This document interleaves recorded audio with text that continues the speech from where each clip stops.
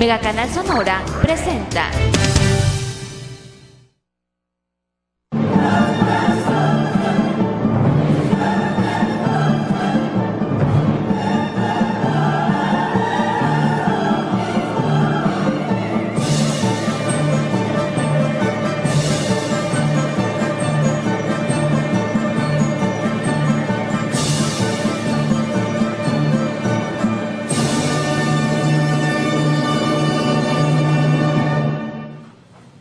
¿Qué tal? ¿Cómo están? Gusto en saludarlos. Bienvenidos a su programa Voces de la Historia.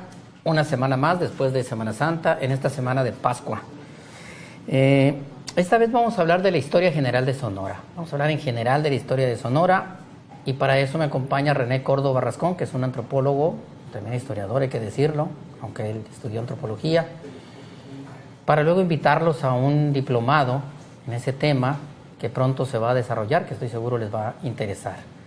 René, ¿cómo podemos clasificar las etapas de la historia de Sonora?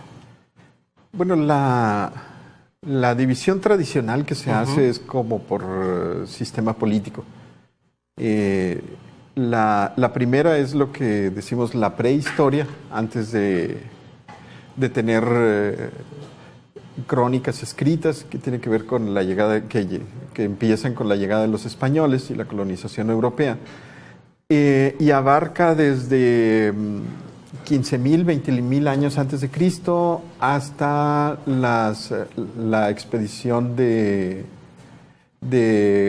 Cabeza de Vaca en 1540 y la de Fernando Vázquez de Coronado en la primera mitad, ya en la primera mitad del siglo XVI. Y con eso se abre la época colonial, que yo siempre insisto en que colonial no es un estilo arquitectónico, es un sistema político de explotación económica. Que ya no les gusta mucho a los historiadores, creo decir colonial, ahora dicen novohispano, algo así. Novohispano. Sí, hay una tendencia a decir, es que la Nueva España era uno de los reinos de la corona española. Sí, pero todo se decide en Madrid. Claro. Oye, Sí. y a propósito de eso, ¿viste las declaraciones que hizo el director de la televisión española oficial acerca de la, digamos, colonización española? Sí, es una tendencia europea, sí, de revalorar, como que ya se les olvidó todo lo que nos costó como planeta la descolonización en los años 50 y 60. Y ahora están diciendo, no, pero vean, después de todo, los ingleses dejaron cosas, los ferrocarriles en la India.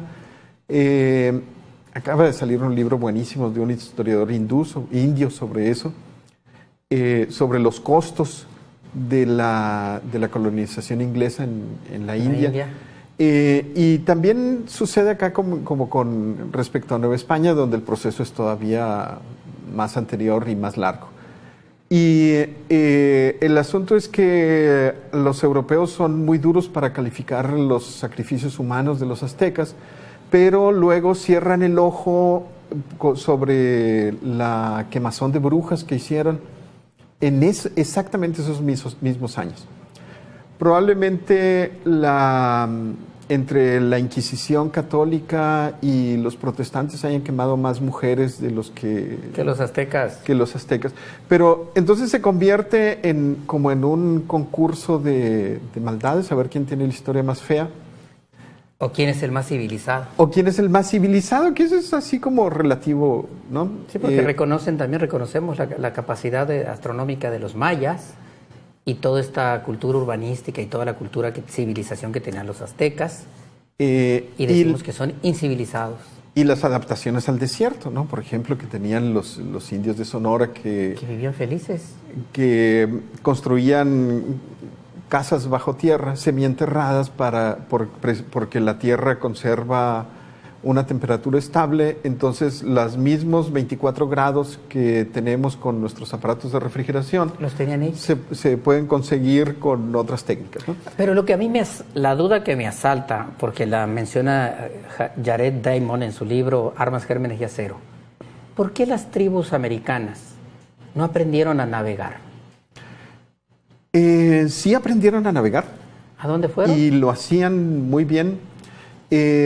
Lo que no había era una economía que les demandara que les demandara el intercambio. Bueno, sí necesitaban. Por ejemplo, una de las cosas sobre la arqueología que ha permitido la excavación de trincheras. Del sitio arqueológico de Trincheras, el único sitio arqueológico que tenemos y que por cierto vamos a visitar en el diplomado, ha revelado la red de comercio que existía entre los pueblos del Golfo de California y los pueblos del altiplano a través de Casas Grandes. Bueno, pero el Golfo es muy pequeño en escala comparada con los grandes navegantes. Sí, hay una tesis que se hizo en la Universidad de Arizona de antropología precisamente sobre cantos tradicionales, los cantos de navegación, y resulta que hablan de posiciones de las estrellas y de constelaciones que solo se pueden ver en el hemisferio sur. O sea que los seris podían navegar en sus balsas de carrizo hasta cerca del Ecuador. Y los yaquis, no está comprobado que los yaquis hayan aprendido a navegar. Los yaquis... Ni siquiera remontaron el propio río Yaqui hacia la sierra y no navegaron ni el Golfo. Esa es otra cosa que sí sabemos, ¿sí? Porque lo que tenemos en las crónicas, ¿sí? Es como así pedacitos. ¿Crónicas de quién? Las crónicas de los misioneros y de los españoles. Entonces tenemos como pistitas que después se comprueban con la arqueología y hablan de este contacto a través del Golfo. El mismo Cristóbal Colón habla de su segundo viaje, de cómo se encuentra con una canoa de mayas, de comerciantes mayas en tránsito fuera de la península de Yucatán. Bueno, entonces la pregunta es, ¿por qué los americanos no fueron a conquistar Europa? Básicamente porque no tenían un sistema, su sistema mundo, como dice Wallerstein, un historiador francés, no requería una expansión comercial como la que estaban emprendiendo los europeos en ese entonces, que tiene que ver con la monetización de la economía, que de alguna manera estaba ocurriendo acá en América, pero que no había alcanzado los... No necesitaban. No necesitaban. Ellos vivían felices e indocumentados, como dijera García Márquez, ¿no? En América, muy bien, había todo para ellos, ¿no? Pues parece que sí. Una de las diferencias, por ejemplo, ahora que se ha estudiado la demografía con la historia serial y el acceso a las computadoras, uno de los rasgos que no tiene la historia americana son las hambrunas periódicas. En Europa tienen un ciclo de hambruna, peste, despoblamiento, crisis económica, despegue, y luego otra vez se pierden las cosechas, y entonces por eso tenemos, después del Renacimiento carolingio, en el 800, tenemos el Renacimiento de la Alta Edad Media, donde sale Joaquín de Fiore y la idea del progreso, y luego tenemos la Baja Edad Media, y luego tenemos el Renacimiento, y luego tenemos porque este ciclo de acá no lo tenemos porque el maíz alcanza y es una... ¿Y la fauna también? La fauna es otra cosa que también se ha estado excavando últimamente. Y en Sonora, una de las excavaciones más recientes fue en un sitio en el desierto que se llama El Fin del Mundo. El ejido se llama El Fin del Mundo. ¿En qué parte está eso? Es el municipio de Caborca. Y lo que allí encontraron es un gonfoterio, un esqueleto de gonfoterio con huellas de aprovechamiento humano, o sea que se lo habían carneado, como dicen. Y las puntas que se encontraron son puntas Clovis, que es un periodo muy largo de tecnología lítica, de elaboración de puntas de flecha, que van probablemente de 8.000, 10.000 años. Entonces, se han estado haciendo otras descubrimientos. Por ejemplo, en Nónavas se encontraron recientemente, el año pasado, antepasado, unas cabezas con deformación craneal, que era un rasgo que se consideraba exclusivo de Mesoamérica. Entonces de repente te los encuentras acá. Mira, aquí los estamos viendo. Sí. Esa era la civilización ese era el ideal, el ideal de belleza de los pueblos mesoamericanos.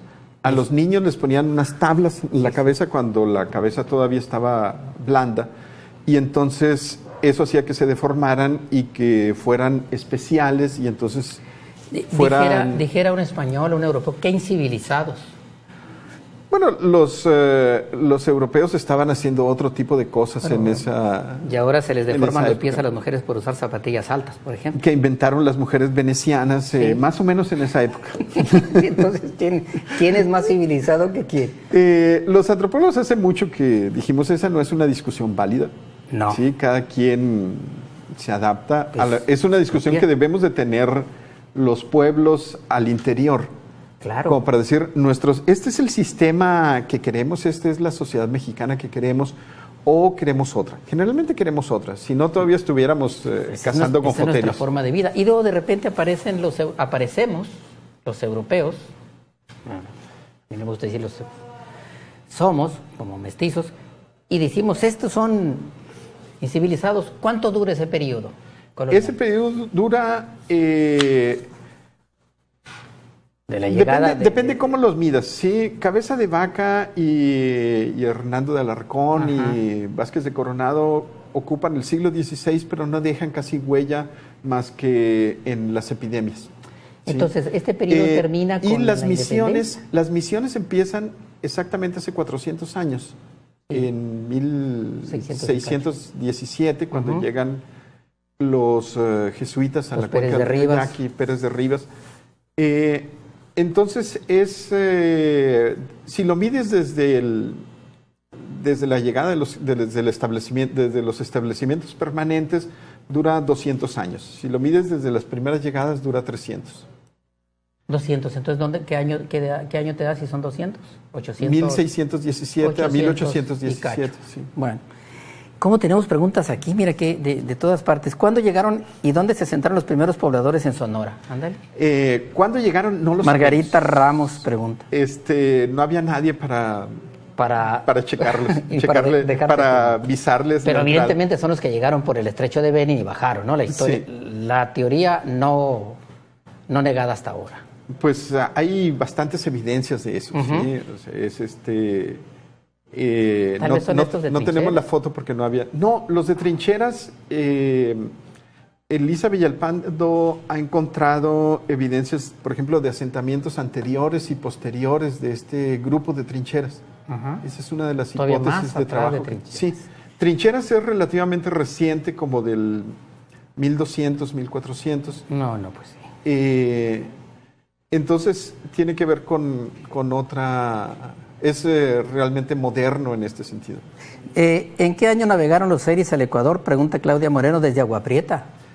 Eso no... Tiene que dar un dato. Tampoco lo sabemos. Lo que sabemos es que los seris tienen información que solo pudieron haber conseguido si hubieran ido hasta allá.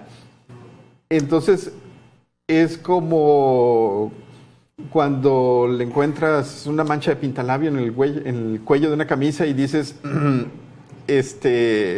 ¿cómo se llama?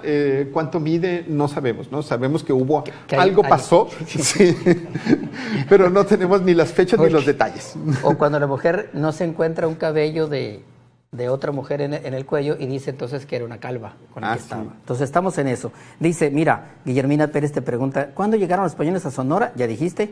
¿Y qué tipo de era había en Sonora? ¿Piedra? ¿Bronce? Lo que tenemos es... casi todo son herramientas de piedra, aunque ya la cultura guatabampo en lo que es el sur del estado, los comedores de frijoles amarillos usaban algunos elementos de cobre que empiezan a llegar desde Michoacán. Ay, carajo, qué interesante. ¿En qué año pasó en Caborca el suceso? Y si es la misma época de las pinturas rupestres Ángel Ernesto de Caborca, las pinturas rupestres de sí, petroglifos. Los petroglifos tienen una datación muy amplia. Allí lo que hay que hacer, y es una cosa que se está empezando a hacer apenas, es una comparación respecto de la oxidación, entre la oxidación de la piedra desde que se hizo el tallado. Y lo que los arqueólogos suponen es que hay como 2.000, 3.000 años de ocupación de ese sitio. Se nos acabó la primera etapa del tiempo, emocionadísimo. Y nos salimos de la edad de piedra. Fíjate qué emocionante. Volvemos en un minuto. Bueno.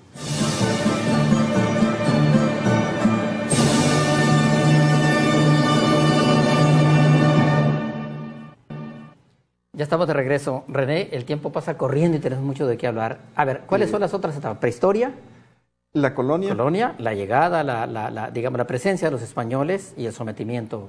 Luego, la independencia que trajo lugar al siglo XIX. Al siglo XIX y todas sus que es una etapa el siglo guerras XIX, ¿verdad?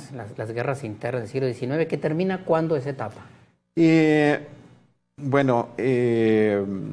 Cronológicamente termina el 31 de diciembre de 1900. Pero políticamente cuando Porfirio Díaz termina en 1910 con hay quien habla de un siglo XIX largo hasta 1910 que en Europa se prolonga hasta el inicio de la Primera Guerra Mundial. Uh-huh. Y en México se adelanta, ¿no? El siglo XIX es en la colonia los últimos avances tienen que ver con la investigación del papel de la colonización civil. ¿Sí? Hablamos mucho de los misioneros, uh-huh, pero hablamos muy poco de... Casi ninguno tuvo hijos conocidos, pero los que son nuestros ancestros son los mineros, los rancheros, los colonos, los militares, yo vengo los de presidiales. Colonos, no de mineros ni de militares, de colonos, sí, agrícolas. Y entonces esa es una parte de la historia que estamos investigando con más dedicación. Poco sí, se ha hecho, ¿no? El poblamiento y la las relaciones intereconómicas. Por ejemplo, se ha estado trabajando mucho sobre el papel de los yaquis en las minas de Parral, que iban a trabajar el repartimiento de los indios en las misiones del sur. Don Julio Montané estuvo trabajando mucho sobre la relación entre los colonos, los militares y los misioneros y los conflictos que tenían por la obra de trabajo, la mano de obra de los indios. Costó gobernaturas. Sí. Entonces es como otra visión de levantar el tapete y ver cómo está tejido. Ok, sí. Entonces llegamos a lo que llamamos el siglo XIX, vamos a dar que termine en 1910 con la caída de Porfirio Díaz, y luego el siglo XX. El siglo XIX es una época muy interesante porque... Es la que más me gusta a mí. Es realmente como una ópera, sí, es como Simón Bocanegra, es como con muchos balazos, con muchas posturas románticas, mucho odio, pero por ejemplo el trabajo de Zulema Trejo, que lo vamos a tener en el diplomado, muestra cómo la población está organizada en facciones. Sí. Pero luego, si sigues, lo que hizo ella fue seguir las redes genealógicas, hizo las genealogías y las redes de parentesco, y resulta que siempre había un primo, un cuñado, un vecino que estaba del otro lado. ¿No te parece que es igual ahorita? Liberales y conservadores, tricolores y azules, y están emparentados, y es yerno, y es concuño, y son socios, y la misma historia. Sí. Entonces es más o menos lo que tenemos en el siglo XIX y que ahora estamos conociendo. Eso lo hemos aprendido en la escuela. Bueno, los que no estudiaron historia, o los que no estudiamos historia. Pero ¿qué más podemos aprender los que no hemos estudiado historia? ¿Y qué novedades tenemos? Tenemos un diplomado que está ofreciendo la Sociedad Sonorense de Historia, diplomado en Historia de Sonora. ¿Qué pueden aprender ahí los que nos están viendo? Bueno, la Sociedad Sonorense de Historia tiene ya más de 40 años, surgió en un ambiente institucional distinto antes de que hubiera historiadores profesionales, más o menos cuando llega los primeros arqueólogos con el Centro Regional Noroeste de Lina, en los 70s, y surge como un espacio para reunirse y hablar de estos temas que no había mucho de aficionados. Y siempre hemos tenido una mezcla de decimos en el argot interno rudos y técnicos. Nosotros decimos guanapafos.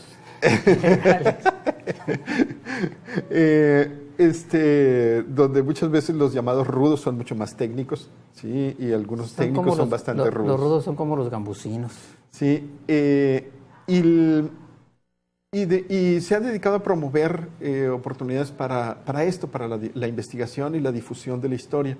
Entonces, lo que queremos hacer con este diplomado es ofrecer una oportunidad de capacitación y también nos queremos dar la oportunidad de financiar las otras actividades de la sociedad con este diplomado.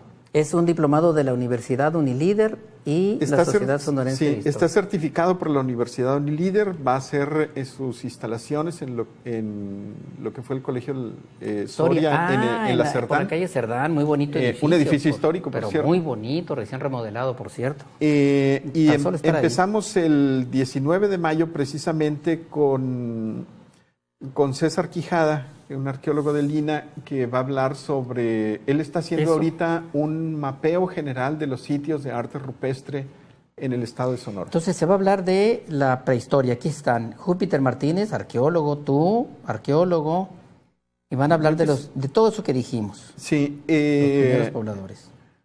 Luego María del Valle Borrero Silva, que es investigadora del Colegio de Sonora, va a estar... ella es especialista sobre todo en los presidios. Fíjate, misiones, presidios, minas y ranchos, de lo que estábamos hablando en la época colonial. De eso va a hablar ella. Es no hablar solamente o sea, ni el Padre Quino no fue ni el primero, ni el único. Es el más famoso. Es el más famoso y bueno, y eso porque les gustó como figura fundacional a los vecinos. Pero fue muy tarde ya cuando llegó. Luego... José Marcos Medina va a hablar de la independencia. Sí, José Marcos Medina ha estado haciendo una investigación muy, muy interesante sobre el rol de los ayuntamientos y de la clase política civil en los años previos e inmediatamente posteriores a la independencia. Entonces, ¿cómo se forma una cultura política democrática en estos años de la transición? Tú vas a hablar de las invasiones, facciones y de los filibusteros. Sí, esa es una investigación. Siglo XIX, ya Esa es una investigación que hice sobre la Guardia Nacional para ver quiénes eran y qué comían y cómo se vestían y de dónde venían los guardias nacionales que estuvieron frente a los filibusteros de Guaymas o los filibusteros de Caborca. Y qué problemas tenían, sí, que no era la misma, no son los mismos que se quedaron hasta la época porfirista como Guardia Nacional, que todavía está en la Constitución, la Guardia Nacional. Sí. Tenemos obligación los mexicanos de alistarnos en la Guardia Nacional. De alistarnos en la Guardia Nacional. Bueno, tenemos mucho que preguntar acá. Y bueno, hay otros temas que han estado surgiendo que antes no nos preguntábamos. Por ejemplo, Irán Félix acaba de hacer su tesis de doctorado sobre las epidemias del vómito negro, la fiebre amarilla. Mucho he estudiado, mucho. Que ha estado... y las respuestas... Mira, te voy a interrumpir para contestar una pregunta que está haciendo acá Eliseo Hoyos de Hermosillo. ¿Quiénes darán el diplomado? Y José Carlos de Hermosillo pregunta, yo no estudié la licenciatura de Historia, pero ¿puedo asistir? Claro que pueden asistir, cualquiera puede asistir, tan solo con que tenga primaria, ¿no? Sí, esa es una de las cosas que dijimos. Bueno, el diplomado no es un grado académico, no es como una licenciatura, una maestría. Entonces dijimos, no tiene caso que tenga requisito académico. ¿Va a tener un diploma nada más? Va a ser un diploma que va a decir que estuvo allí el 80% de las... el mínimo un 80% de las sesiones. Las sesiones van a ser los viernes en la tarde, de 5 a 9, y los sábados de 9 a 1 ¿Serán o 100 de horas? 9 a 3. 100 horas. Son 100 horas. ¿Dura hasta qué mes? Lo comprimimos mucho para poder terminar antes del 15 de julio, porque después viene el calor. Verano. Fíjate quiénes. Le contesto a Eliseo Hoyos. Ya dijimos, Irán Félix, Zulema Trejo, Carmen Tonela va a hablar de los rancheros, de las rancheras y periodistas mujeres en Sonora, Elizabeth Cejudo, Juan Manuel Romero Gil de la Universidad de Sonora, Sonora y el Noroeste, Historia Regional, la doctora Elvia Enríquez Licón, Juan José Gracida, Heidi Anelis Zúñiga, de la Facultad de Ciencias Humanas de la Universidad de Baja California, Miguel Ángel Grijalva Dávila. Déjame detenerme allí. Mira. en Heidi. Heidi es egresada de la licenciatura en Historia de la Universidad de Sonora, pero va a dar un módulo de didáctica los sábados, 2 sábados en la tarde, precisamente para aquellos maestros que necesitan una actualización o que llegaron a la materia de historia sin pasar por la licenciatura de historia. Entonces... le interesa debe ser para los profesores. Sí, que se dedican a eso. Que esa es la otra opción de participantes, ¿no? Miguel Ángel Grijalva, la Revolución en Sonora. Ignacio Almada Bey, la Conexión Yucupicio, la Revolución. Otra vez Heidi, didáctica. Historia contemporánea, Denise Cejudo Ramos, nuestra pariente, la doctora. La doctora ahora que acaba de hacer una tesis muy interesante sobre movimientos estudiantiles y movimientos sociales a finales del siglo XX y que desarrolla una metodología que ella llama Historia del Presente, que esperamos que nos dé muchas claves sobre cómo tratar estos documentos. Puros pesos pesados. Lo mejor de cada casa. Lo mejor de cada casa. Acá nos pregunta, ¿qué dieta tenían en Sonora y Baja California antes de los españoles, Pati Ramos? Eso ya lo dimos en un programa, Pati, te lo podemos contestar ahorita por acá, por la internet. ¿Cuántas horas dura el diplomado? 100 horas. Y Nieves Figueroa Conde nos manda saludos desde el bello puerto de Guaymas, como ella dice. Bueno, lo mejor de cada casa, lo mejor de cada... No dijimos el costo. De cada institución. ¿Cuánto cuesta? Cuesta 10,000 pesos. El diplomado completo. Acérquense a la sociedad. Estamos buscando, hay un descuento para los miembros de la sociedad, los socios de la sociedad. Y estamos buscando que otras instituciones nos den becas, ya sea para reducir el costo o para poder hacer una aportación completa. Y también va a haber excursiones. Y también tenemos una excursión al sitio de Trincheras, que está a 3 horas de acá. Y también vamos a ir a Ures, donde, me tocó remodelar el museo y poner la información allí, y donde está uno de los ejemplares de la Constitución vigente. Un resumen de la historia de Sonora. Se nos acabó el tiempo. Aprovechen. A ver cómo le hacen para pagar este diplomado, 100 horas. Rompen el cochinito. Son como 100 pesos la hora, yo creo, ¿no? Sí. Pueden obtener más información en la página de la sociedad, ssh.org.mx. Allí en la página están los teléfonos y la oficina está abierta en la Casa Uruchurto, por la avenida Rosales, enfrente del Hotel San Alberto.